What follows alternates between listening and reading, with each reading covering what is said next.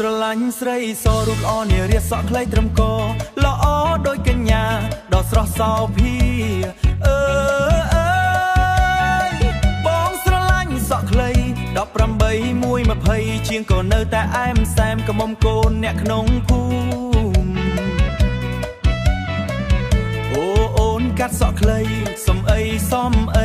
សំនឹងកាត់សក់ខ្លីសំនឹងមុខស្រីសំដីសំសួនស្ទីលទាន់សម័យឃើញភ្លាមជាប់ចិត្តអារម្មណ៍ពុះកញ្ជួលដូចក្របីឡើងក៏គ្មានអ្នកណាអាចហាមឃាត់បាន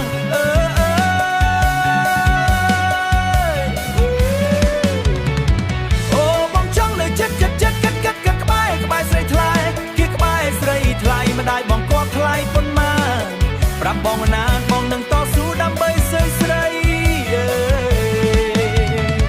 អូបងនៅមិនសុខនឹកឃើញតែមុខស្រីថ្លៃគិតនើយគិតពីស្រីយប់ថ្ងៃខ្លាចអូនបានគេ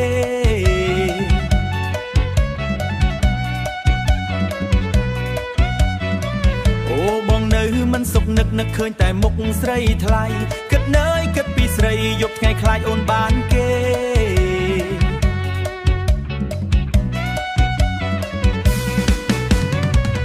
ឃើញភ្លាមជាប់ចិត្តអារម្មណ៍ពុះកញ្ជួលដូចក្របីឡើងក៏គ្មានអ្នកណាអាចហាមឃាត់បាន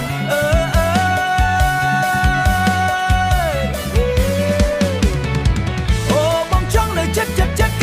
ក្បែរស្រីថ្លៃគេក្បែរស្រីថ្លៃមិនได้បងគាត់ថ្លៃប៉ុន្មានប្រាប់បងណាបងនឹងតស៊ូដើម្បីស្រី